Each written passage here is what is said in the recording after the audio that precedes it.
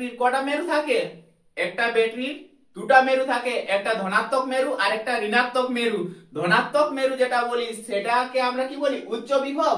আর যেটা মাইনাস থাকে সেটাকে বলি আমরা কি? নিম্ন বিভব। মনে রাখবে একটা প্লাস আর একটা কি থাকে? মাইনাস ব্যাটারির মধ্যে। তাহলে যেটা সেটাকে আমরা বলি কি? তড়িৎ বিভব। তাহলে তড়িৎ বিভব যেটা প্লাস থাকে সেটাকে আমরা বলি উচ্চ বিভব, আর যেটা মাইনাস থাকে সেটাকে বলি আমরা নিম্ন বিভব। মনে করো দুটা বালতিতে কি আছে? জল আছে। যেটা বড় বালতি সেটা জলটা, আর এই যে ছোট বালতি, এটা দুটাকে যদি আমরা জয়েন করি একটা পাইপের সাথে, তাহলে দেখি যে বেশি জলটা আছে, বেশি জলটা কি হয়? কম জলের দিকে প্রবাহিত হয়। বেশি জল কিসের দিকে চলে আসে? কম জলের দিকে প্রবাহিত হয়। ঠিক একই রকম এখানেও যেটা উচ্চ বিভবটা কোন দিকে চলে যায়? নিম্ন বিভবের দিকে তড়িৎ প্রবাহ ঘটে। তাহলে উচ্চ বিভবটা কোন দিকে যায়? নিম্ন বিভবের দিকে তড়িৎ প্রবাহ ঘটে।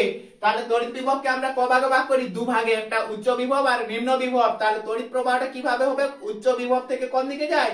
নিম্ন বিভবের দিকে। তাহলে বলো ব্যাটারির মধ্যে কি থাকে? ইলেকট্রন থাকে। ইলেকট্রনটা কি? মুক্ত ইলেকট্রন। তার আধানটা কি? ঋণাত্মক। তাহলে বলো ইলেকট্রনের প্রবাহ কোন দিকে হবে? বলো। তাহলে ইলেকট্রনের কি আধান? মাইনাস।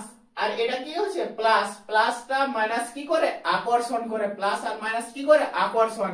তাহলে দেখি ইলেকট্রনের প্রবাহ, ইলেকট্রনটা কোন দিকে চলে আসবে? মাইনাসের দিকে।